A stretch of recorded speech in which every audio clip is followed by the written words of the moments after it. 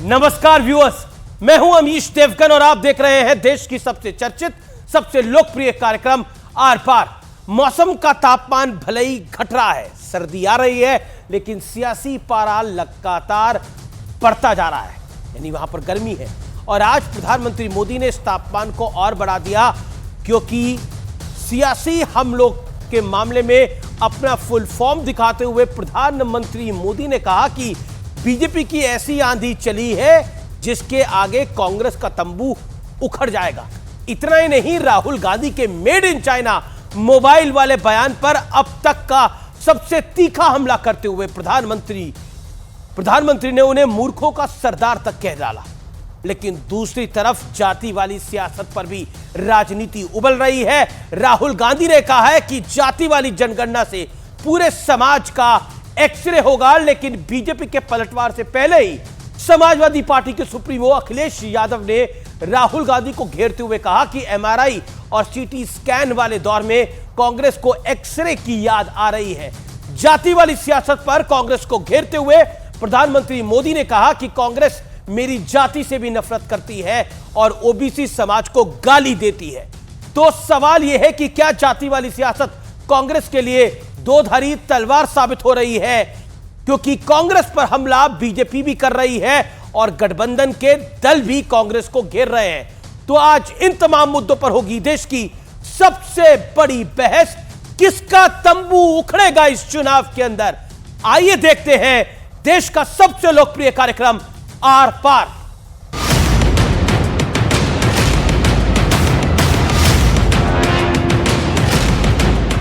हमारा पहला कदम जाति जनगणना सर्वे मध्य प्रदेश में। कांग्रेस वो पार्टी है जिसने आजादी के बाद जाति गणना नहीं कराई। अरे मूर्खों के सरदार, इस दुनिया में रहते हैं ये लोग। बिहार से शुरू हुआ जातियों की गिनती वाला दांव अब सियासी होड़ में तब्दील होता जा रहा है। जैसे ही हमारी सरकार आएगी, दिल्ली में सरकार आएगी, हम जाति जनगणना का काम शुरू कर देंगे। मध्य प्रदेश में जाति का सेंसस कर देंगे और दिल्ली में जाति जनगणना कर देंगे। जब एक्सरे करना था तब एक्सरे किया नहीं, तो बीमारी बढ़ गई। आज एमआरआई सीटी स्कैन की जरूरत है। छत्तीसगढ़ के मुख्यमंत्री भूपेश बघेल ने इस मुद्दे पर सीधे प्रधानमंत्री को घेरने की कोशिश की, तो पीएम मोदी ने इससे भी बड़ा पत्ता चल दिया। आप जिम्मेदारी के पद पर बैठे हैं, आपको उन सवालों का जवाब देना होगा। आप क्यों कार सेंसस नहीं कराते? क्या डर है आपको और किससे डरे हुए हैं? दरअसल मोदी सरकार ने जनजातीय गौरव दिवस के लिए बहुत बड़ी तैयारी की है। प्रधानमंत्री मोदी 15 नवंबर को भगवान बिरसा मुंडा की जन्मस्थली जाएंगे और इस दौरान 24,000 करोड़ से ज्यादा की योजनाओं का शुभारंभ किया जाएगा। इस मिशन को 9 मंत्रालयों की 11 योजनाओं के जरिए लागू किया जाएगा। ये बीजेपी की ऐसी आंधी चली है कि कांग्रेस का तंबू उखड़ जाएगा। प्रधानमंत्री मोदी ने बैतूल की रैली में राहुल गांधी के मेड इन चाइना वाले आरोपों का भी करारा जवाब दिया। आप मोबाइल फोन के पीछे देखो, शर्ट के पीछे देखो, जूते के नीचे देखो, मेड इन चाइना दिखेगा। अरे मूर्खों के सरदार, किस दुनिया में रहते हैं ये लोग? कांग्रेस के नेताओं को अपने देश की उपलब्धियां न देखने की मानसिक बीमारी हो गई है। जैसे जैसे चुनाव का अंतिम दौर पास आ रहा है, पूरा फोकस जातियों पर केंद्रित होता जा रहा है। सवाल है कि क्या अब की बार जातियों की सीढ़ी से ही होगा बेड़ा पार? आज इसी पर होगी देश की सबसे बड़ी बहस। जात की सियासत किसकी आफत? तो वक्त है आर पार के सुप्रसिद्ध विश्लेषण का। आइए नजर डाल लेते हैं रिकॉर्ड तोड़ते सियासी तापमान का विश्लेषण। Rahul Gandhi make in India का उड़ाया मजाक, बोले मोबाइल, शर्ट, जूतों पर दिखता है made in China. Make in India का मजाक उड़ाया राहुल गांधी ने। तो प्रधानमंत्री मोदी ने कहा राहुल गांधी का नाम ना लेते हुए मूर्खों का सरदार बता दिया। बीजेपी की आंधी में कांग्रेस का तंबू और बंबू उखाड़ने का दावा करा।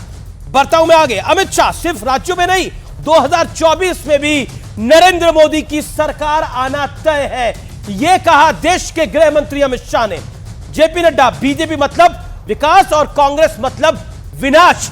यह देखिए सियासी तापमान कितना हाई है, मौसम जरूर सर्द है। कमलनाथ, बीजेपी कितने भी गेस्ट आर्टिस्ट उतार ले, कांग्रेस की जीत हर हाल में तय है। कमलनाथ ने न्यूज 18 को एक्सक्लूसिव इंटरव्यू में यह बात बोली है। बड़ा सवाल है, जीत के दावे हजार है, लेकिन किसका पलड़ा दमदार है? आज आर पार में इसी मूल सवाल के साथ इस चर्चा को हम आगे बढ़ाएंगे। और मेरे साथ कौन कौन जुड़ रहा है, आइए मैजिक वॉल पे देख लेते हैं। गौरव भाटिया है, भारतीय जनता पार्टी के प्रवक्ता। मेरे साथ तारिक अहमद लारी हैं, जो कि समाजवादी विचारक है, समाजवादी पार्टी के नेता हैं। असीम वकार है, प्रवक्ता AIMIM के। दुष्यंत नागर जी हैं, उनका अभिनंदन है। तो आप तमाम लोगों का अभिनंदन है इस चर्चा के अंदर, और इस चर्चा को मैं आगे बढ़ाता हूं। गौरव भाटिया, सियासी तापमान हाई है और सबके अपने अपने दावे हैं। कमलनाथ कह रहे हैं कि बीजेपी कितने भी गेस्ट आर्टिस्ट उतार ले, कांग्रेस की जीत तय है। और प्रधानमंत्री तो मूर्खों के सरदार तक पहुंच गए, क्यों? देखिए अमीर जी, पूरा देश और बल्कि मैं कहूं कि पूरा विश्व जानता है कि मूर्खों का सरदार कोई है, पार्ट टाइम अपरिपक्व नेता, तो वो राहुल गांधी है। और मैं आपको वजह बताता हूं, ऐसे ही नहीं कहता हूं। आप बताइए, मेड इन चाइना अगर लिखा है कहीं, जो राहुल गांधी कह रहे हैं, तो वो तो एक देश का नाम है। तो मेड इन भारत होगा, मेड इन इंडिया होगा, जो देश का नाम है। ये मेड इन मध्य प्रदेश है। अब आप बताइए, 52 साल की उम्र में कोई सांसद जो रहा हो 15 साल, उसको ये फर्क नहीं पता कि देश का नाम और प्रदेश के नाम में क्या फर्क है। और ऐसी गलती ये रोजाना करते हैं। मैं आपको उदाहरण देता हूं। 10 साल ये सांसद जब रह चुके थे, तो इनसे एक पत्रकार ने पूछा, आप ही जैसा निर्भीक रहा होगा, तो इन्होंने उत्तर में कहा 546 सीटें हैं लोकसभा में। एक पत्रकार ने विदेशी भूमि पर बोला कि भाई गरीबी बहुत है, तो इन्होंने कहा गरीबी एक मानसिकता है, आंखें बंद करो और गरीबी दूर हो जाती है, मानसिकता दूर हो जाती है जी। इनसे किसी ने कहा आप तो वंशवाद की उपज है, तो राहुल गांधी का उत्तर सुन के आप हंसिएगा मत, बस अमीर जी हंसेंगे तो अच्छा नहीं लगेगा, है तो भारतीय नेता ही। तो इन्होंने कहा कि नहीं, वंशवाद तो यहां पे एक परंपरा है। परंपरा मतलब आप जैसा निष्ठावान ईमानदार पत्रकार, इसलिए पत्रकार अच्छा है क्योंकि वो परंपरा का एक प्रोडक्ट है। और सबसे बड़ी बात है, जो व्यक्ति चीन से घूस ले, जो व्यक्ति चीन से करार करके उसको सार्वजनिक ना करे, जो मेड इन चाइना तो करे लेकिन चाइना की निंदा ना कर पाए, वो व्यक्ति मूर्खों का सरदार भी है और धूर्तों का भी सरदार है। राहुल गांधी की विश्वसनीयता नील है। और मैं आपको बताऊं, जब नरेंद्र मोदी जी आज मध्य प्रदेश में हैं, तो आप देखिए कैसे एक सैलाब सा है वहां पे, जनता की भीड़ देखिए आप, सब लोग आशीर्वाद देना चाहते हैं। और ऐसे तो राहुल गांधी ने भी बड़ा दावा किया है कि कांग्रेस पार्टी का तूफान आएगा और करीब 150 सीटें जीतेगी कांग्रेस पार्टी मध्य प्रदेश में, ये राहुल गांधी ने बोला है। मैं आता हूं एक एक करके। परंपरा से जुड़ा, आपके मामा देश के बड़े पत्रकार है, आप पत्रकार बन गए, बुरा क्या है भाई? मेरे पिताजी का अगर मैं कोई प्रोफेशन अपना लेता हूं तो उसमें बुरा ही क्या है? बड़े दुख की बात है किस प्रकार की भारतीय जनता पार्टी आज बात कर रही है। और भैया एक बात बताइए, नीरव मोदी, विजय माल्या, संदेशरा करोड़ों रुपया बैंकों का चोरी करके भाग गए, उनको किसका संरक्षण प्राप्त है? हम पूछने लगे जी उनका सरदार कौन है? ये दुखद है और दुर्भाग्यपूर्ण है। मुद्दों पे बात नहीं हो रही। आप एक नेता को नीचा दिखाने का हर दिन प्रयास करते हो। पहले ट्रोल आर्मी करती थी, फिर बहुत सारे एंकरों ने वो जिम्मा उठाया, और आज देश के प्रधानमंत्री स्वयं सिर्फ और सिर्फ इसलिए कि उनके उठाए हुए सवालों के जवाब प्रधानमंत्री जी और उनकी सरकार के पास नहीं है, इसलिए इस तरह की ओछी भाषा का इस्तेमाल कर रहे हैं। मैं समझता हूं आज तक भारत के किसी प्रधानमंत्री ने ऐसी भाषा का इस्तेमाल नहीं किया जिसने देश की सबसे बड़ी कुर्सी पर बैठ के नेता प्रतिपक्ष के लिए, देश के सबसे विपक्ष के सबसे बड़े नेता के लिए ऐसे हल्के शब्दों का प्रयोग किया। किस भाषा पे आप जानते हैं राहुल जी की क्वालिफिकेशन जानते हैं? मैं उत्तर दे दूं, उनकी शिक्षा की डिग्री जानते हैं? कितनी डिग्रियां हैं उनके पास? नहीं, आपको किस भाषा में आपत्ति है? अरे वो अपना दिग्विजय सिंह जी और अरविंद केजरीवाल पीएम की डिग्री मांगते हैं, दिखाते नहीं है। राहुल गांधी की सारी डिग्रियां पब्लिक डोमेन में है। नहीं तो आपको पीएम की कौन सी भाषा क्या में बात है, आपत्ति क्या भाषा का उन्होंने प्रयोग किया है? किस भाषा में? नहीं, जो भाषा आप बोल रहे थे, आपने अब ये भाषा वो बोली। एक लीडर के लिए, चुने हुए लीडर के लिए, जो 3 बार के सांसद है, जो ज्वलंत मुद्दे उठा रहे हैं, जो कह रहे हैं भाई कास्ट सेंसस करो, गरीबी को मिटाने के लिए पिछड़े दलितों को आरक्षण देने की जरूरत है, और जिन्होंने लैंड एक्विजिशन बिल बनाया, जिन्होंने राइट टू इंफॉर्मेशन दिया, आपने बोला राहुल गांधी जी ने। लेकिन आपको इस पे आपत्ति है? आप मोबाइल के फोन के पीछे देखो, मोबाइल फोन पे पीछे कौन सा बताइए, मेड इन चाइना होता है। आप बताइए। राहुल जी कह रहे हैं ना, प्रधानमंत्री जी ने कहा, अरे हम तो आदर करते हैं, आधी बातें बोलते नहीं है। प्रधानमंत्री जी कह रहे हैं, भाजपा कह रही है कि आईफोन इंडिया में बन रहा है। क्या आईफोन इंडिया में बन रहा है? कीमत में कोई कमी हुई? बताइए कौन सा फोन इंडिया में बन रहा है? ठीक है, जवाब गौरव भाटिया रिप्लाई। देखिए, ऐसे नहीं है कि आप हमारे लीडर के ऊपर अगर कुछ भी देखिए ओछी भाषा का प्रयोग करेंगे तो फिर सुनने के लिए तैयार अगर रहिए। एक फैक्चुअली बात को मैं करेक्ट कर दूं, पहले असेंबलिंग चाइना में होती थी, अब भारत के अंदर होती है। ये मैन्युफैक्चरिंग और बहुत बड़ी असेंबलिंग में बहुत अंतर बड़ी बात है। है। पहले वही असेंबलिंग चाइना में होती थी, वही असेंबलिंग अब भारत में होती है। भारत के लोगों को रोजगार मिल रहा है। तो वी हैव टू, कितने लोगों को रोजगार मिल रहा है? देखिए, पूरी कितने- मोबाइल इंडस्ट्री से कितना रोजगार मिल अब रहा है? थोड़ा कितने- बता अब मैं दीजिए। उत्तर दे देता हूं। अरे हिंदुस्तान से कितना अच्छा, उद्योग ठीक है, चला अच्छा, गया? गौरव भाटी उसको देखिए ना, कितने देखिए, हम करोड़पति पांचवी भारत बड़ी- को छोड़ के चले गए, हम पांचवी कितने बड़ी- अरबपति भारत को छोड़ के चले गए, बैंकों में कितना पैसा डूब गया, भारत में कितना कर्जा बढ़ अरे गया, अभी जी ऐसा इसकी तो मत कोई कराइए बात भैया, नहीं करेगा। चिल्लाने आ गए हैं। Nagar sahab, you made your point. Gaurav Bhatia, your take, your reply. हाँ, धन्यवाद। देखिए, सबसे पहले आपकी चर्चा का विषय यह है कि ओबीसी कास्ट सेंसस होना चाहिए। मैंने सही सुना है अमी जी, यही है ना आपका शीर्षक आज का? जी जी, प्रधानमंत्री सबसे ने पहले बोला अखिलेश कांग्रेस यादव का क्या तंबू कह रहे हैं? उखड़ेगा। किसका तंबू उखड़ेगा? हाँ, तंबू भी उखड़ चुका है और बंबू भी उखड़ चुका है। पूरा बाहर आ गया है इनका ओछापन, और मैं बताता हूं क्यों। आज कैसे? का विषय क्या है? OBC caste census. Akhilesh Yadav ने क्या बोला बताइए? अखिलेश यादव ने कहा, ये बताओ 55 साल सत्ता में रहे तो क्यों नहीं कास्ट सेंसस कराया? इसका कोई उत्तर है राहुल गांधी के पास? कोई उत्तर नहीं है। दूसरी बात, आप ये बताओ कि क्यों राजीव गांधी ने मंडल कमीशन का विरोध किया? इसका कोई उत्तर है? नहीं है। तीसरा, नारा दिया ना जात पे ना पात पे, मोहर लगेगी हाथ पर। ये इंदिरा गांधी ने भी कहा, राजीव गांधी ने भी कहा। आज ये लोग जात पात की बात कर रहे हैं। चौथी बात, आप मुझे ये बताइए, मध्य प्रदेश में हमने 3 मुख्यमंत्री ओबीसी समाज से दिए। आपने कमलनाथ का चेहरा आगे कर रखा है, ओबीसी समाज का व्यक्ति क्यों नहीं आ जाता आगे? बताइए मुझे। पांचवी बड़ी बात, हमने 28 मंत्री ओबीसी समाज से दिए हैं। जी, जवाब, हमने जवाब, सुनिश्चित जवाब। किया ओबीसी कमीशन को संवैधानिक दर्जा मिले। और सबसे बड़ी बात है, अगर सबसे बड़ा हितैषी कोई है तो नरेंद्र मोदी जी स्वयं ओबीसी समाज ओबीसी समाज के आते। देखिए जी, मैं सबसे पहले जवाब ये देना चाहता हूँ, जातिगत सबसे पहले मैं अखिलेश जी आपको आईना दिखा रहे हैं, यानी कांग्रेस पार्टी को आईना दिखा रहे हैं। धन्यवाद, घर की बात है, दिखाने दीजिए। मैं सबसे पहले इस बात का जवाब देना चाहता हूँ। ये कहते हैं कि मंडल की सिफारिशों का कांग्रेस ने विरोध किया। राजीव जी के लिए भी कहते हैं, अरे भाई, उन्होंने ये कहा था कि जो क्रीमी लेयर है उसको बाहर करिए। क्या गलत कहा उन्होंने? और वही जो राजीव जी ने कहा, वही 1992 में कानून लागू हुआ। 8 लाख से ऊपर की इनकम के लोगों को बाहर रखा गया, तो उसमें गलत क्या है? क्या क्रीमी लेयर को बाहर नहीं रखना चाहिए आरक्षण से? और आप तो बात करते थे ओबीसी आरक्षण जब आया की बात हो रही है, जातिगत जनगणना की बात कर लीजिए। 2014 से पहले भारतीय जनता पार्टी कहती थी जातिगत जनगणना के आंकड़े लाओ, आज पीछे हट रहे हैं।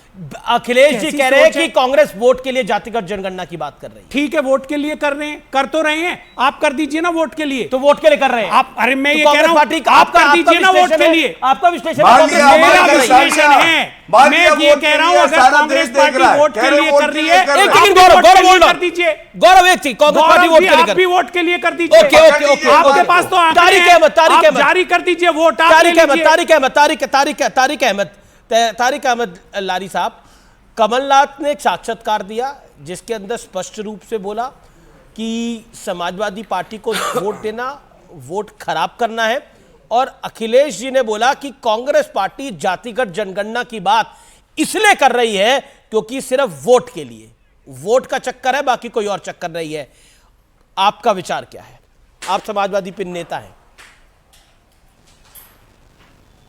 देखिए, मेरा कोई अपना विचार नहीं होता। जो पार्टी का विचार है वो मेरा विचार है, जो अध्यक्ष जी का विचार है वो मेरा विचार है। मुझे तो आज ताज्जुब हो रहा है कि हमारे भाई गौरव बैठे हुए हैं। आज गौरव ने मेरी सारी बातें गौरव ने कह दी हैं, मेरी सारी बातें गौरव ने कह दी। मेरे लिए कुछ छोड़ा नहीं है गौरव ने कि मैं कुछ बोल भी सकूं इस मसले में, क्योंकि सारी बात कह दी, उनके बयान तक बता दिए। मैं इसका मतलब क्या समझूं कि आप आवाज गौरव की है, आत्मा आपकी है। ऑन अ लाइटर नोट, आवाज गौरव की है, आत्मा आपकी है।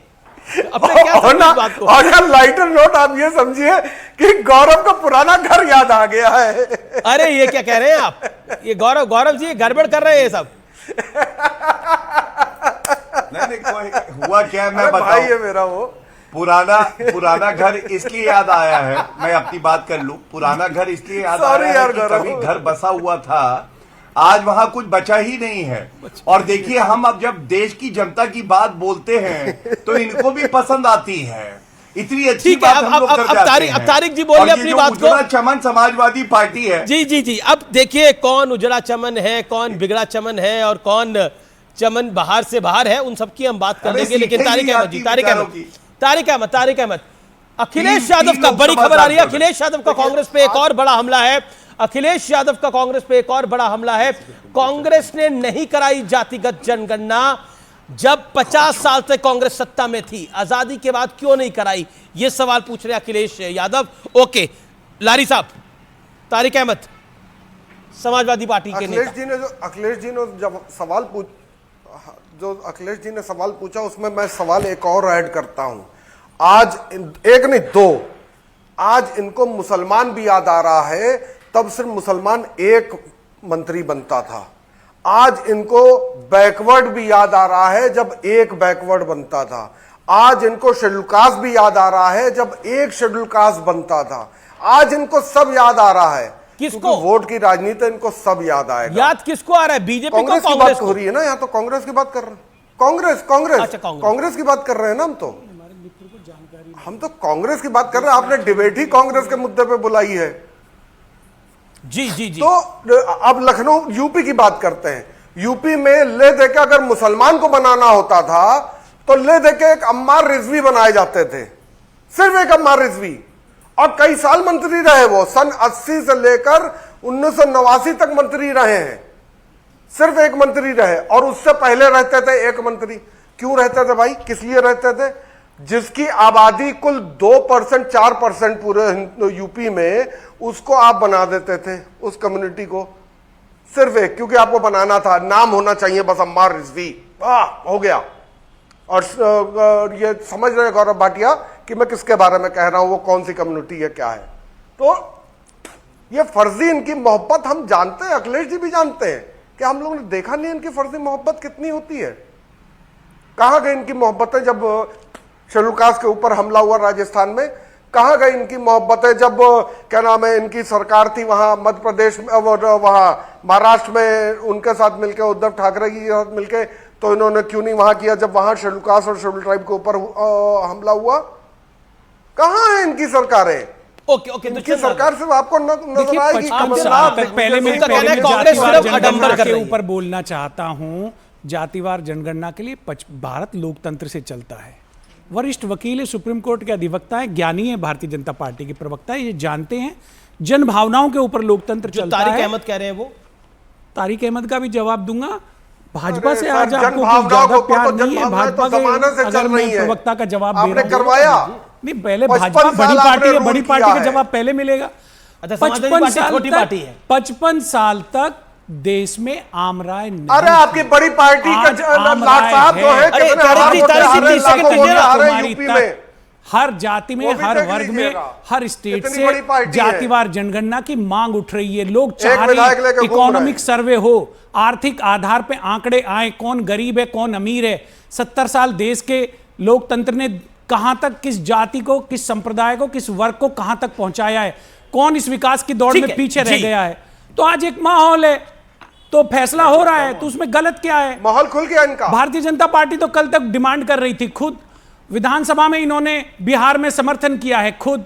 अब समाजवादी पार्टी में भी बोल दीजिए। समाजवादी पार्टी ने बताओ प्रश्न क्या है इनका? सवाल तो अखिलेश जी ने सब प्रश्न उठा दिया कि 55 साल तक आपने क्यों नहीं करा था। तो मैंने जवाब दे 55 साल तक क्यों नहीं करा था? 55 साल तक आम राय नहीं थी। आम राय नहीं थी। ओके, तारिक अहमद लारी, आम राय के ऊपर तारिक अहमद 55 साल तक आम राय नहीं थी इसलिए नहीं किया था।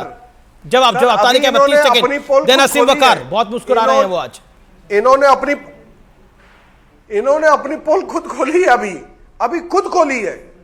इन्होंने ये कहकर कि फाइनेंशियल स्टेटस के हिसाब से जनगणना होनी चाहिए, यही आर्थिक ये काम करेंगे। ये बाद में यही काम करेंगे और जातिगत जनगणना को पीछे करेंगे और जातिगत जनगणना नहीं कराएंगे। ये है धोखेबाज कांग्रेस। सरकार बनने दीजिए, तेल देखिए, तेल की धार देखिए, झूठी देखिए आप 2024 में होता क्या है। हमने तो तेल और तेल की धार राजस्थान में भी देखी थी कि क्या क्या वादे करने के बाद आपने वादे पूरे नहीं किया। हमने तो वो भी देखा। हमने तो हिमाचल की कौन सा वादा पूरा नहीं किया? आपने क्या क्या वादे किए थे? आप कांग्रेस के वादों का बड़ी लिस्ट बना रहे हैं। वादे पूरे किए बताइए तो। कांग्रेस के वादों की बड़ी लिस्ट बना रहे हैं। हिमाचल प्रदेश में आपके विधायक कितने सीमांत जी से ये तो बता दो। अरे हिमाचल में विधायक कितने हैं? आपके रहते हुए पार्षद है, कट गया? कोई सांसद है? शर्म करिए, हर जगह का पूछ रहे हो सवाल। केरल का भी पूछ रहे हो, हर जगह का सवाल पूछ रहे हो। उत्तर प्रदेश का नहीं पूछते। उत्तर प्रदेश के बारे में अच्छा, आपने ठेका ले रखा है। बड़े प्रवक्ता बैठे हैं भारतीय जनता पार्टी के, वरिष्ठ अधिवक्ता ऊपर वाले ने ठेका आपको सरकार ठेका ऊपर वाले ने आपको दे रखा है। उत्तर प्रदेश का सवाल नहीं है, ठेका आपको दे रखा है। ठेकेदार हो क्या आप? हिंदुस्तान को ठेकेदार हो, जो बेच रहे हो इसलिए आप बेच रहे हो। हैं ठेकेदार, बेच चुके हो इसीलिए देश ने बनाया है। ठेका लिख दिया था, देश ने भारत लोकतंत्र से चलता है और जिसको चुनता है वो मालिक होता है। लॉर्ड माउंटबेटन देश पट्टा लिख के गया था। वो सरकार, लॉर्ड माउंटबेटन पट्टा लिख कर गया था। कानून बनाती है, लॉर्ड फैसले माउंटबेटन पट्टा लेती लिख कर गया था। आज भारतीय जनता पार्टी को देख कर भाजपा चला रही है, कल को किसी और को मिलेगा वो चलाएगी। क्वीन एलिजाबेथ ने पट्टा दिया है क्या तुम लोग को? क्वीन एलिजाबेथ ने पट्टा दिया है क्या तुम लोग को? या किंग एडवर्ड ने पट्टा दिया है, या माउंटबेटन या उसकी बीवी ने पट्टा दिया है तुम लोग को? क्या बात करोगे? पट्टा ले रखा हम लोगों ने, पट्टा ले गई है। हिंदुस्तानियों का पट्टा लोगे, हिंदुस्तानियों के गले में पट्टा बांध दिया आप लोगों ने। भारत लोकतंत्र से चल रहा है, काहे से चल रहा है? देखिए, कांग्रेस भी अगर जीत कर आई है तो लोकतंत्र से जीत कर आई है। भारतीय जनता पार्टी आज लोकतंत्र के अनुसार काम कर रही है या मोदी जी ने कहीं से पट्टा लीज करा के लाए हैं? मिर्जापुर, भागलपुर, मेरठ, मुजफ्फरनगर, हर जगह जब कत्लेआम किया था आप लोगों ने, फिर भी 2017 में इन्होंने समर्थन कर लिया, फिर भी गठबंधन के लिए आ गए कांग्रेस के साथ। लाइन से खड़ा करके मरवा दिया था। फिर 2003 में मुलायम सिंह जी पहुंच गए सोनिया जी के पास, उन्होंने समर्थन लेके सरकार बनाई। 2003 में मुलायम सिंह यादव, 2004 में जब मायावती जी की एक सेकंड मुलायम सिंह, मायावती जी की सरकार गिरने के बाद, लारी साहब एक एक करके ना, लारी एक तारिक अहमद एक मुझे लगता है शालीनता से चर्चा होनी चाहिए। इनके पास कहां है? अच्छा mister Tariq Ahmed you made your point. Mister Tariq Ahmed you made, आप कह रहे हैं 2004 में मुलायम सिंह यादव पहुंच गए थे सोनिया जी के पास समर्थन लेकर, लेकिन समर्थन लिया कहां था? कांग्रेस ने समर्थन दिया था पर लिया नहीं था कांग्रेस। अरे नहीं, पर लेफ्ट के समर्थन से सरकार बनाई थी। नहीं, मैं यूपी की सरकार की बात कर रहा हूं। आदरणीय मुलायम सिंह यादव जी चीफ मिनिस्टर बने थे। अच्छा, आप उत्तर प्रदेश की बात कर रहे हैं, सेंटर। मैं सेंटर की बात कर रहा था कि जहां पर अमर सिंह और मुलायम सिंह जी पहुंचे थे, लेकिन समर्थन नहीं लिया था कांग्रेस ने। लेकिन ठीक है, अब मैं असीम वकार के पास आता हूं। असीम वकार, नूरा कुश्ती हो रही है या पॉलिटिकल बैटल लड़े जा रहे हैं, या आपको लगता है ये इंडिया गठबंधन की जो गाड़ी थी ये तो पटरी से उतरी गई है और अब इसका असर बाकी दलों पर भी आ रहा है?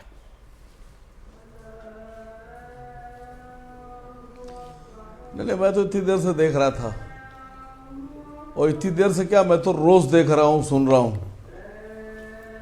मैं सिर्फ इतना कहना चाहता हूं कि पूरे हिंदुस्तान में 2024 की तैयारी हो रही है, लेकिन कांग्रेस पार्टी एक इकलौती ऐसी पार्टी है कि इनके नेता लड़ाई तो कह रहे हैं कि हम बीजेपी से लड़ेंगे, लेकिन जितनी बुराई, जितनी गालियां, जितनी बदतमीजियां विपक्ष के साथ कर रहे हैं, शायद ही कोई कर रहा होगा। आप देखिए कि कांग्रेस पार्टी हमला ही बोल रही है अपने साथियों पर, विपक्ष के ऊपर। कांग्रेस उन लोगों पे हमला कर रही है जो बीजेपी का मुखालफत कर रहे हैं। आप भी कांग्रेस उनको बुरा कह रही है जो बीजेपी से लड़ाई लड़ रहे हैं। तो बड़ा मसला खड़ा ये हो रहा है कि जब आप खुद ही बीजेपी से लड़ने वालों के खिलाफ खड़े हो जाएंगे और आप खुद ही उन लोग को बुरा भला कहने लगेंगे, उनको गाली बकने लगेंगे जो बीजेपी से मुकाबला कर रहे हैं, जो बीजेपी हटाना चाहते हैं, तो पहले तो ये तय कीजिए कि आप लड़ाई किससे लड़ रहे हैं। कांग्रेस की लड़ाई तो बीजेपी के साथ ही है। नहीं, ये जो आप सवाल पूछा, मैंने कमलनाथ जी से इंटरव्यू में सवाल पूछा, छोटा सा सवाल मैं पूछना जी पूछ लीजिए कि उत्तर प्रदेश में आपकी पार्टी चुनाव लड़ती है 95 सीटों पर, और तेलंगाना में जहां आपकी पार्टी का बेस है वहां चुनाव लड़ती है 9 सीटों पर। यह आपका कैसा नियम नीति सिद्धांत है कि जहां की आपकी पार्टी है वहां मात्र 9 सीटों पर आप चुनाव लड़ते हैं, यूपी में 95 पे लड़ते हैं? वकार साहब। सर जवाब तो सुन लीजिए सर। हाँ, दे दीजिए। आप बच्चों वाले सवाल मत पूछिए, कोई बात नहीं, आप नेता हैं, आप अपने को नेता आप बता दीजिए जैसा भी ये सवाल है सर। अब सवाल भी तोल के चाहिए आपको। अरे सुनिए तो सर, अरे मेरे भाई, मध्य प्रदेश में तो हम 3 सीट पे लड़ रहे हैं और आप समाजवादी पार्टी को अपना दोस्त कह रहे थे, उनके साथ गठबंधन आप कर रहे थे और समाजवादी पार्टी को आप भर भर के झोली गाली बक रहे हैं और आप कह रहे हैं समाजवादी पार्टी बीजेपी की एजेंट है। आपके प्रदेश अध्यक्ष समाजवादी पार्टी को कह रहे हैं कि बीजेपी के लिए काम कर रहे हैं, तो क्या आपकी बात पे यकीन कर लेंगे देश?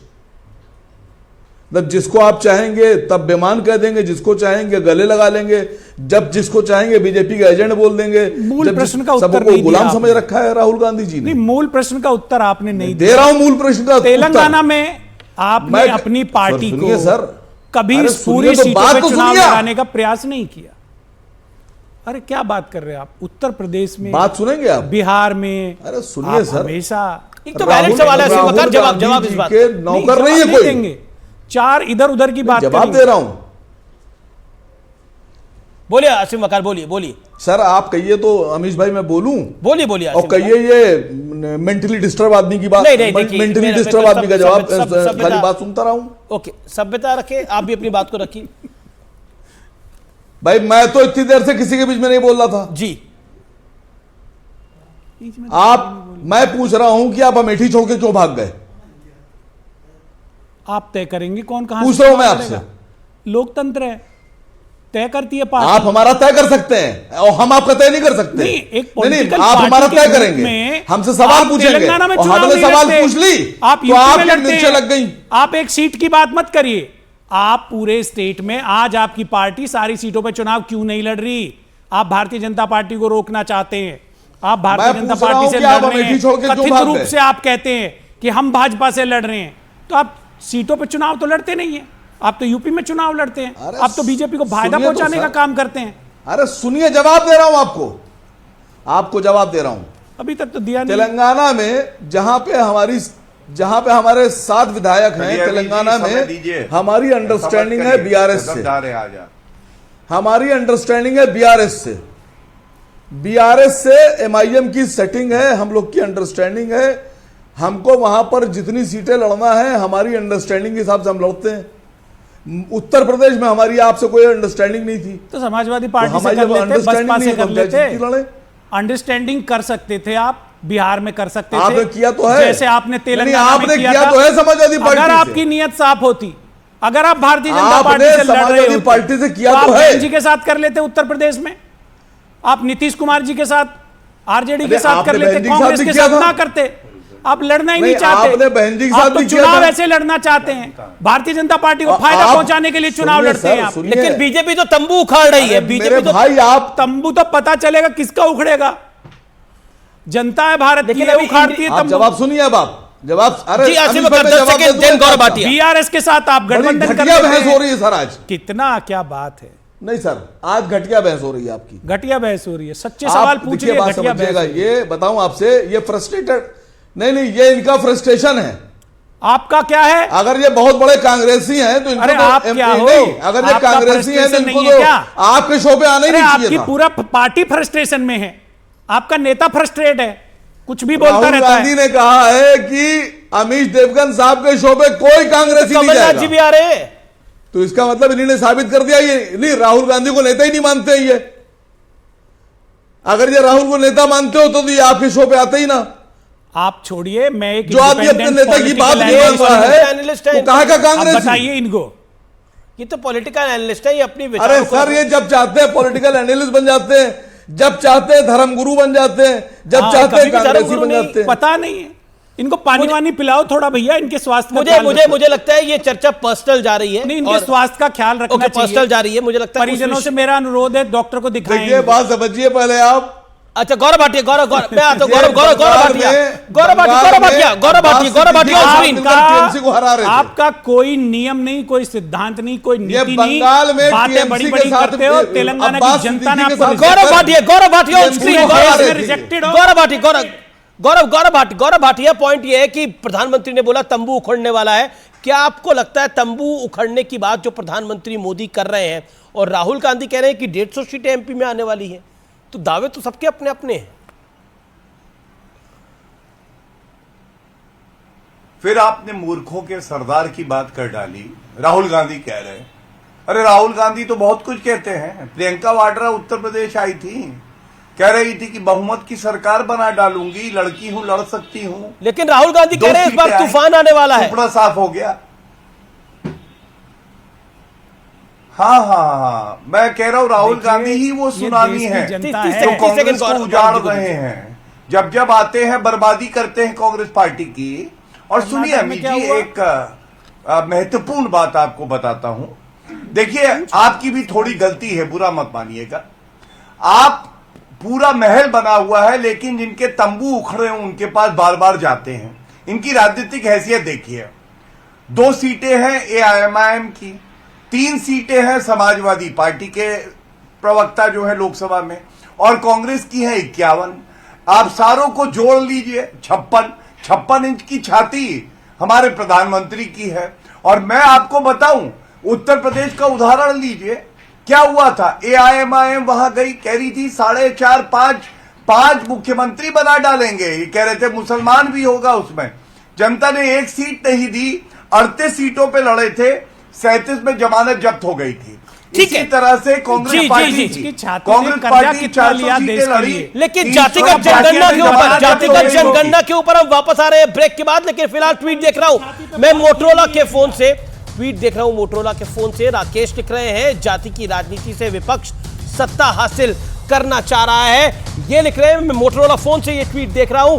ब्रेक के लिए रुकूंगा, लेकिन ब्रेक के बाद अब वापस आऊंगा एक बड़ी खबर के साथ और कमलनाथ के साथ हमारी एक्सक्लूसिव बातचीत।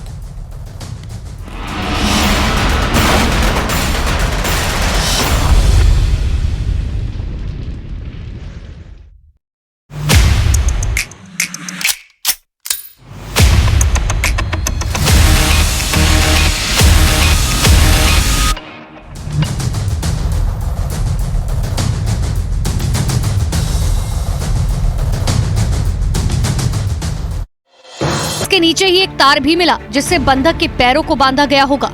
वहीं दूध की एक बोतल भी मिली जिससे लगता है कि यहाँ पर बच्चों को भी बंधक बनाकर रखा गया था। बच्चों के लिए इस्तेमाल होने वाली नैपी का पैकेट भी यहाँ मिला। These are explosives. These are vest with explosives. Yeah, it's a body vest for terrorists to explode on forces. Among hospitals, among patients, we have hand grenades, Kalashnikovs, and then we have the RPGs. People shooting RPGs from hospitals. This is Hamas firing RPGs for hospitals. The world has to understand who is Israel fighting against. अब तक Hamas Gaza में इंसानियत की बातें करके psychological warfare में जुटा हुआ था। इजराइल अब इसका जवाब दे रहा है और उसके साइकोलॉजिकल वॉरफेयर की पोल खोल रहा है। इजराइल ये बताना चाहता है कि कैसे हमास गाजा के उन अस्पतालों को ह्यूमन शील्ड के तौर पर इस्तेमाल कर रहा है जिनमें लोगों का इलाज हो रहा था, जहां पर बच्चे भी मौजूद थे। और इसी जगह को हमास ने अपना सेफ हाउस बना रखा था, अपना कमांड सेंटर बनाकर इजराइल पर हमलों को अंजाम दे रहा था और यहीं पर बंधकों को छिपा भी रखा था। यानी जंग की शुरुआत में इजराइल जहां तक पहुंचना चाहता था वहां तक पहुंचने में उसे कामयाबी मिल गई है। बतौर इजराइल के मुताबिक उत्तरी गाजा को पूरा कंट्रोल करने के अपने आखिरी चरण में आईडीएफ की सेना पहुंच गई है, क्योंकि हमास के कमांड सेंटर तक आईडीएफ पहुंच गई है और जल्द ही आकाओं तक भी पहुंच जाएगी। 7 अक्टूबर को हमास ने इजराइल पर हमला करके 1400 से ज्यादा लोगों को मौत के घाट उतार दिया था और 200 से ज्यादा लोगों को बंधक बना लिया था और उन बंधकों को अपने सुरंगों की भूल-भुलैया में लेकर चली गई थी, जिसे इजराइल की सेना ने भेदने का दावा किया। इसके साथ ही इजराइल का ये भी आरोप है कि हमास के लड़ाके उत्तरी गाजा के सभी अस्पतालों को कमांड सेंटर की तरह इस्तेमाल कर रहे हैं, जहां से वो लगातार इजरायली सेना को निशाना बनाने की फिराक में है। और दावा ये भी है कि हमास की इस चाल की वजह से इजराइल की सेना उत्तरी गाजा के अस्पतालों को निशाना बना रही है। अल कुद्स अस्पताल पर जो आरोप इजराइल की फौज ने लगाए, वैसे आरोप शिफा अस्पताल पर पहले से लग रहे हैं और ठीक वैसे ही आरोप अल रतीसी पे भी लगे हैं। उत्तरी गाजा के अल रतीसी अस्पताल में हथियारों के साथ हमास के वॉर कैलेंडर और बंधकों को रखे जाने के सबूत के साथ ही 7 अक्टूबर को इजराइल पर किए गए हमले में इस्तेमाल मोटरसाइकिल भी मिली और तो और हमास के आतंकियों का ड्यूटी चार्ट भी मिला। और इजराइल को यकीन है कि अल शिफा अस्पताल में इससे बड़ा कमांड सेंटर है, जहां इजराइल और हमास की जंग जारी है और जहां 7 अक्टूबर के हमले का मास्टरमाइंड यन्हा सिनवार के भी छिपे होने की आशंका है।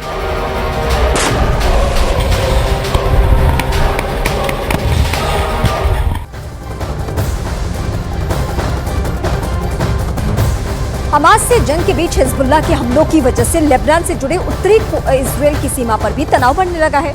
इस बीच न्यूज़ 18 इंडिया की टीम उस इजराइल और लेबनान बॉर्डर के पास बने बंकरों तक पहुंच गई। अगर हिजबुल्लाह के हमले की वजह से लेबनान बॉर्डर पर जंग शुरू होती है तो इजराइल की सेना इन्हीं बंकरों का इस्तेमाल करेगी। तो इजराइल लेबनान बॉर्डर पे इसी तरह के बंकर बनाए गए हैं। ये बंकर बिल्कुल बॉर्डर का बंकर है। हिजबुल्लाह के हमले से बचने के लिए आपको दिखाते हैं हम बंकर के नीचे चल चल के, क्योंकि खड़ा होने की मनाही है। इन बंकरों का इस्तेमाल आर्टिलरी के लिए किया जाता है, आईडीएफ के जवान करते हैं और इस वक्त हम लोग जहां मौजूद हैं वो हिजबुल्लाह के बिल्कुल निशाने पे हैं। न सिर्फ उनके रेंज में है, मिसाइल के रेंज में है, रॉकेट के रेंज में है और जिस शहर के नजदीक हैं हम लोग जहां बॉर्डर एरिया में हैं, उस शहर पे एक के बाद एक कई मिसाइल के हमले पिछले कुछ दिनों में हुए हैं। देखिए, एक पुराना इंस्टॉलेशन है इसी तरह का। अभी क्योंकि यहाँ आर्मी दूसरे लोकेशन पे तैनात है, यहीं बगल में, वो हम आपको दिखा नहीं सकते, लेकिन इसी तरह से तैयारी की गई है। इसी तरह के बंकर यहाँ बने हुए हैं ताकि सेना के जवानों के काम आएंगे। ये देखिए, यहाँ छुप सकते हैं, यहाँ से फायरिंग कर सकते हैं, उसकी व्यवस्था की गई है। हर तरह से बचने के लिए बंकर बनाए गए हैं। हम आपको न्यूज़ 18 इंडिया पे बिना खड़े हुए, बहुत सेंसिटिव इलाका है, मनाही की गई है, हम आपको तस्वीरें दिखा रहे हैं। हम और हमारे कैमरा पर्सन बिल्कुल मना किया गया है कि यहाँ खड़ा न हो, क्योंकि आपको बता दें यहाँ से लोकेशन दिखाते हैं दूसरी तरफ का लोकेशन दिखाने की कोशिश करते। क्यों मना किया गया है हमें? वो देखिए पीछे में जो पहाड़ आपको दिख रहा है उसके पीछे में हिजबुल्लाह है, वहां से रॉकेट फायरिंग की जाती है और इसीलिए हमें मना किया गया कि आप खड़े ना हो। कैमरा पर्सन करम आपको थोड़ा सा ऊपर उठ के दिखाने की कोशिश कर रहे हैं, लेकिन हम आपको वो बंकर दिखा रहे हैं जहां से सेना के जवानों ने अपनी तैयारी कर रखी है। इसमें ये देखिए, ये एक है और आगे चल के दिखाते। इसी तरह से बीच में आपको जालियां दिखेंगी। बहुत सेंसिटिव इलाका बताया गया है और पहले से ये तैयार था, लेकिन अब यहाँ बगल में दूसरी तैयारी भी की गई है। ये देखिए किस तरह से ये बंकर कहाँ जाता है, हम आपको ले चलते हैं इस बंकर में। न्यूज़ 18 इंडिया आपको एक्सक्लूसिव तस्वीरें दिखा रहा है आर्मी के बंकर से। ये देखिए, करम सिंह भी आ रहे हैं, अंदर आपको दिखाएंगे। यहाँ देखिए, यहाँ आर्मी का बंकर है, आईडीएफ का बंकर है और किस तरह की तैयारी की गई है। इधर देखिए, जबकि अभी फुल फ्लेजेड वॉर नहीं है, लेकिन इन्हीं बंकरों में छुपकर हिजबुल्लाह के आतंकियों से लोहा लेंगे आईडीएफ के जवान, अगर इन्फिल्ट्रेट कोई करता है आतंकी हिजबुल्लाह की तरफ से।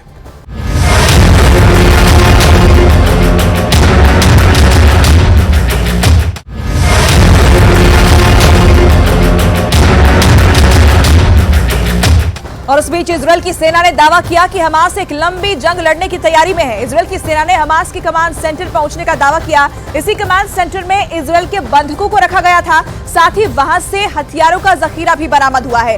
जंग की शुरुआत से ही इजरायल ये आरोप लगा रहा है कि हमास के लड़ाके अस्पतालों और स्कूलों को अपना ठिकाना बनाकर बैठे हैं, क्योंकि उन्हें इस बात पर भरोसा है कि इजरायल की सेना पर अंतर्राष्ट्रीय दबाव है और इस दबाव की वजह से वो अस्पतालों और स्कूलों पर हमले नहीं करेगी। लेकिन बेंजामिन नेतन्याहू ये ऐलान कर चुके हैं कि वो हमास के लड़ाकों के सफाए तक ये जंग खत्म नहीं करेंगे और जैसे जैसे उनकी सेना उत्तरी गाजा के अलग अलग शहरों में घुसती जा रही है, ये युद्ध और भी ज्यादा भीषण होता जा रहा है।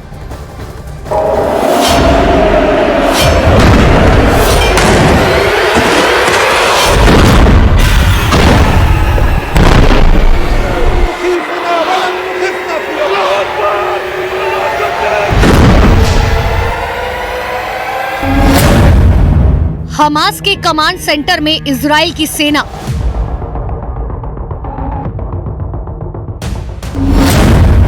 कमांड सेंटर में मिला हमास का वॉर कैलेंडर।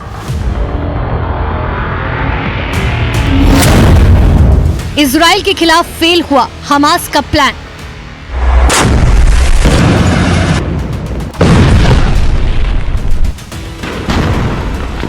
ये देखिए, ये है हमास का वो कमांड सेंटर जिसे उसने उत्तरी गाजा के एक बड़े अस्पताल के नीचे बना रखा था। यहाँ जब इजराइल की सेना पहुंची तो उन्हें तमाम सबूत मिले। एक के बाद एक ऐसे सबूत सामने आए जिससे पता चलता है कि ये न सिर्फ हमास का कमांड सेंटर था, बल्कि यहाँ हथियारों का गोदाम भी था और यहाँ इजराइल से कब्जे में लिए गए बंधकों को भी रखा गया था।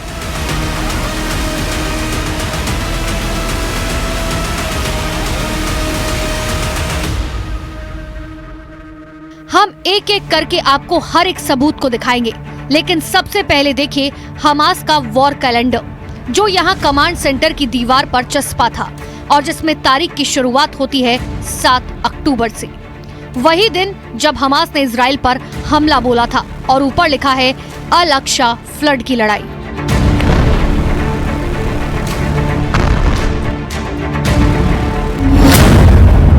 इस कैलेंडर को ध्यान से देखिए।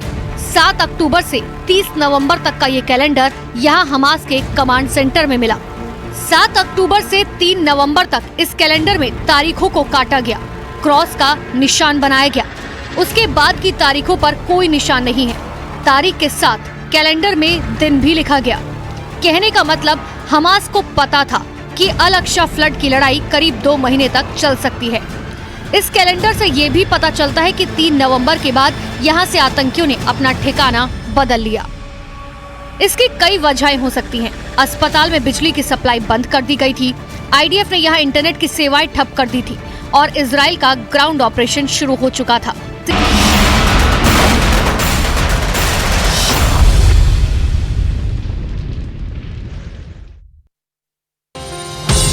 मोटोरोला भारत का सबसे अच्छा 5G स्मार्टफोन ब्रांड प्रेजेंट्स आर पार में आज का मुद्दा।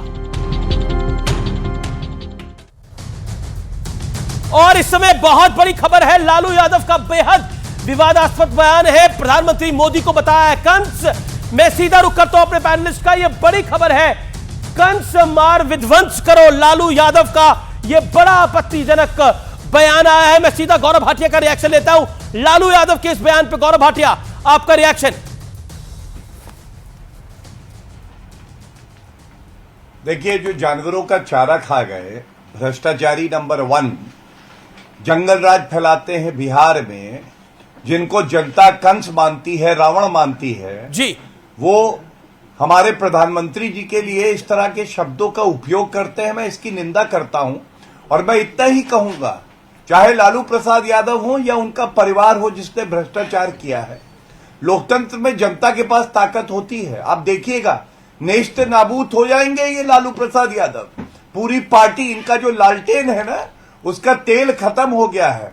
जब ये अपशब्द कहते हैं तो ये पता चल जाता है कि राहुल गांधी के अगर कोई अध्यापक हैं तो वो लालू प्रसाद यादव है, क्योंकि दोनों लीडर का काम है अमीर जी, प्रधानमंत्री जी को गाली दो। ये जितना गाली देते हैं उतना प्रधानमंत्री जी को जनता आशीर्वाद देती है और भाजपा का कमल खिलता है।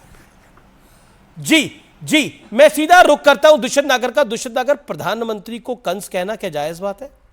नहीं, देखिए, भाषा तो ठीक नहीं है। मैं देश के प्रधानमंत्री के लिए सम्मान सूचक शब्दों का प्रयोग के हिमायती हैं, लेकिन प्रधानमंत्री जी को भी अन्य नेताओं के प्रति, जैसा आपने डिबेट के शुरू में बताया था, जो भाषा उन्होंने नेता के, विपक्ष के बड़े नेता के लिए इस्तेमाल की, वो भी नेता स्वीकार्य नहीं है।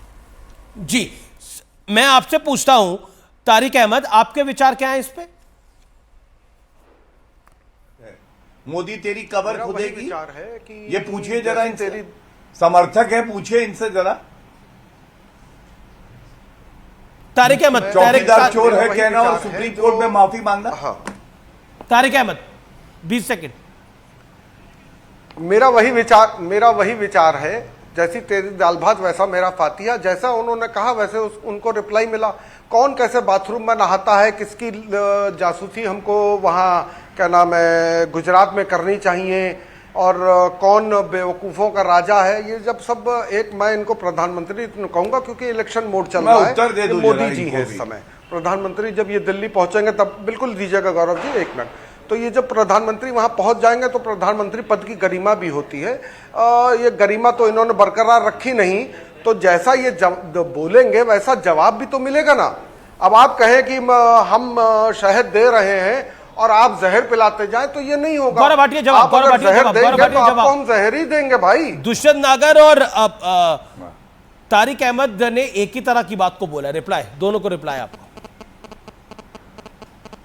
देखिए, सबसे पहले मैं पुनः आपको एक वाकया याद दिलाता हूं। आप याद करिए, गुजरात के विधानसभा चुनाव में अरविंद केजरीवाल वो खुद को भगवान कृष्ण बता रहे थे और नरेंद्र मोदी जी के लिए कंस शब्द का इस्तेमाल किया था।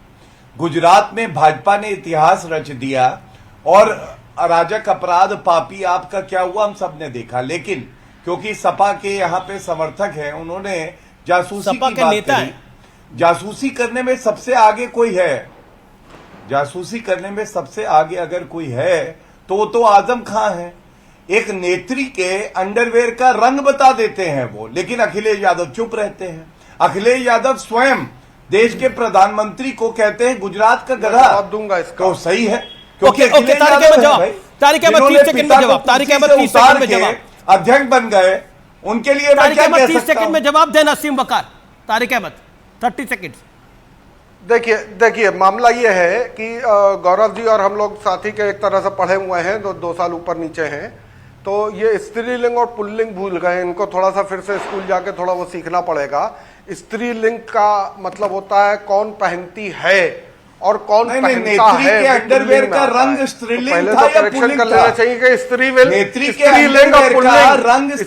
और पुल्लिंग था। नेत्री उन्होंने कहा ही नहीं था। इस पे जवाब दीजिए। चलिए, विषय नहीं है, मुझे नहीं लगता इस स्तर पे बहस जानी चाहिए। नहीं, आई ऑब्जेक्टेड, इस स्तर पे डिबेट नहीं जानी चाहिए। नहीं, मुझे लगता है कि ये विषय नहीं है, बिल्कुल विषय नहीं है। नहीं, आई ऑब्जेक्टेड, आई ऑब्जेक्टेड। ये विषय नहीं है। मतलब हम क्या चर्चा कर रहे हैं, कुछ स्तर बना के रखे। मैं रुक करता हूं आपका आसिम वकार। अभी तक जो बात थी कि जातिगत जनगणना होगी, ये मास्टर स्ट्रोक होगा, लेकिन एक दूसरे की पोल पट्टी सब खोल रहे हैं कि कांग्रेस इसलिए जातिगत जनगणना कर रही है क्योंकि उसको वोट चाहिए। ये बीजेपी ने तो बोला नहीं है किसी को ऐसी बात। क्या आपको लगता है कि खेल खराब हो रहा है और जातिगत जनगणना में भी सब अपने नंबर बनाना चाहते हैं? नीतीश कुमार अपने नंबर बनाना चाहते हैं, अखिलेश जी अपने नंबर बनाना चाहते हैं, राहुल गांधी अपने नंबर बनाना चाहते हैं। पॉलिटिकल स्कोर की बात कर रहा हूं मैं यहां पर।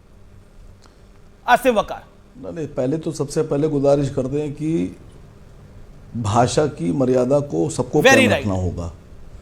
दूसरी बात, जाति जनगणना होना चाहिए और जिस जाति की जितनी संख्या भारी हो उसको उतना हक मिलना चाहिए। तीसरी जो सबसे अहम बात मैंने पहले कही थी वो फिर कह रहा हूं, हम लोग लड़ाई लड़ रहे हैं भारतीय जनता पार्टी के खिलाफ। कांग्रेस पार्टी से एक गुजारिश है कि कांग्रेस पार्टी अपने दोस्तों को अपनी रणनीति, अपनी जबान, अपनी आइडियोलॉजी और अपनी प्लानिंग से अपने दोस्तों को बीजेपी के खेमे में ढकेल कर खड़ा कर रही है। इसमें बुरा मानने की बात नहीं है, सोचने की बात है। आपने एक पॉलिटिकल बात रखी है। मैं जब आप अपने दोस्तों को ही नाराज कर देंगे तो आपका साथ कौन देगा? इन्होंने तेलंगाना में गठबंधन इन्होंने कर लिया। इनसे मैंने सवाल पूछा, इन्होंने जवाब नहीं दिया। पोल खोल रहे हैं ना, अखिलेश कह रहे हैं कांग्रेस वोट के लिए सब कुछ कर रही है। लोकतंत्र है, अखिलेश जी को पूरा अधिकार है, वो जो जहां चाहे चुनाव लड़े, जो चाहे बोले। कांग्रेस पार्टी है, कांग्रेस तो वोट के लिए कांग्रेस पार्टी ये सब कुछ कर रही है। वोट के लिए क्या? हर चीज वोट के लिए होती है। पॉलिटिकल पार्टी की जिम्मेवारी है, देश की सबसे पुरानी पार्टी की जिम्मेवारी है समाज में हो रहे परिवर्तन का ध्यान रखे और लोगों की जनभावनाओं के अनुसार कार्य करे। ये कांग्रेस की जिम्मेवारी है, कांग्रेस को काम करना चाहिए। कमलनाथ का super duper exclusive interview, blockbuster interview उसको मैं बोलूंगा, बड़ी खबरें निकल के आई हैं। Okay Gaurav Bhatia, respond 20 seconds. देखिए, पूरी चर्चा के अभी तक हमने कुछ अंश जो देखे हैं, ये साफ हो गया है कैसे दोगलापन है। मैं तथ्य रख देता हूं। 2011 में ओबीसी की भी जनगणना हुई। आपको मालूम है वो आंकड़े कभी सार्वजनिक नहीं हुए। पी चिदम्बरम ने कहा उसमें खोट है। कर्नाटका में वहां पे कास्ट सर्वे हुआ है, सिद्धारमैया जी ने कराया था, अभी तक सार्वजनिक नहीं हुआ है। जी। तीसरी बड़ी बात, ओबीसी से प्यार जी। लेकिन अब वक्त है कमलनाथ के साथ एक्सक्लूसिव बातचीत करने का। हम सीधा रुख कर सकते हैं। मैंने कुछ देर पहले कमलनाथ के साथ एक्सक्लूसिव बातचीत करी, पूर्व मुख्यमंत्री के साथ। Super duper exclusive, Congress party के वरिष्ठ नेता आर पार में एक्सक्लूसिव। मेरे साथ बातचीत करने के लिए मध्य प्रदेश के पूर्व मुख्यमंत्री और कांग्रेस पार्टी के मध्य प्रदेश चीफ कमलनाथ जी इस समय लाइव मौजूद है। कमलनाथ जी, आपका अभिनंदन है न्यूज 18 पर। मेरा सवाल बहुत सीधा है। पहला, जिस तरह से कुछ दिनों पहले कांग्रेस के कुछ नेताओं ने अनाउंसमेंट करी कि अब तो बस शपथ होना बाकी है, ये कॉन्फिडेंस है या ओवर कॉन्फिडेंस? देखिए, ना कॉन्फिडेंस है ना ओवर कॉन्फिडेंस है। मैंने 44 साल चुनाव लड़ा है जी। मैं पूरे प्रदेश में दौरा कर रहा हूं, दौरा किया है, और आज जनता को समझ आ रही है। प्रदेश की तस्वीर जनता के सामने है। किस तरह बेरोजगारी है, किस तरह भ्रष्टाचार है, किस तरह किसानों की समस्या है, किसान किस तरह भटक रहा है आज खाद के लिए। ये सब चीजें मध्य प्रदेश की जनता के सामने है। और अंत में ये तस्वीर रखकर अपने सामने, मुझे मध्य प्रदेश के मतदाताओं पर विश्वास है कि ये तस्वीर देखते हुए सच्चाई का साथ देंगे। ये एक स्टेट इलेक्शन है जिसमें कमलनाथ बनाम शिवराज सिंह चौहान का ये चुनाव है, लेकिन बीजेपी जो है उसने अपनी पूरी राष्ट्रीय शक्ति को भी उतारा हुआ है। उसका कितना इंपैक्ट देखते हैं आप ग्राउंड पर? देखिए, अंत में शिवराज सिंह जी के 18 साल जी जनता के सामने है जी। और बीजेपी शर्मा रही है शिवराज सिंह जी को क्यों शर्मा रही है? मुख्यमंत्री चेहरा घोषित करने में क्यों शर्मा रही है? मैं ये पूछना चाहता हूं। अगर तो ऐसी बात होती कि ये बहुत बढ़िया काम किया है, ये तो फौरन इनको घोषित करते। आज इन्होंने 10 उम्मीदवार दिल्ली से भेजे हैं, मंत्री, सांसद। जी जी। क्यों? ये जानते हैं कि इनकी पैरों के नीचे जमीन फिसल रही है। जी, लेकिन क्या आपको लगता है जो मंत्री चुनाव लड़ रहे हैं, जो सांसद चुनाव लड़ रहे हैं, बीजेपी ने एक पूरी बैंड वैगन को तैयार करा है चुनाव लड़ने के लिए, उसका क्या पॉजिटिव इंपैक्ट पड़ेगा? क्योंकि ऐसा माना जा रहा है वो अपने एरियो को पुश, अपने इलाकों को पुश करेंगे और उसका थोड़ा कैस्केडिंग इफेक्ट पड़ेगा पूरे प्रदेश के ऊपर। इनको तो इन्होंने गेस्ट आर्टिस्ट बना के भेजा है जी। और ये दिल्ली में थे, कोई मंत्री थे, कोई सांसद थे जी। क्या आवश्यकता थी? आपके पास स्थानीय कोई नहीं मिला, और क्योंकि ये जानते हैं क्या परिणाम आने वाले हैं। पिछली बार जो आपकी जीत थी, यानी जो कांग्रेस पार्टी की एक जीत हुई थी, आपकी अगुवाई के अंदर जो जीत हुई थी, उसमें हम ये कह सकते हैं कि हाथ तो आया लेकिन मुंह नहीं लग पाया। आप जीत तो गए लेकिन सीटें 4-5 ही ज्यादा थी। उसके बाद जो कुछ हुआ वो पूरी दुनिया ने देखा, पूरे देश ने देखा, मध्य प्रदेश ने भी देखा।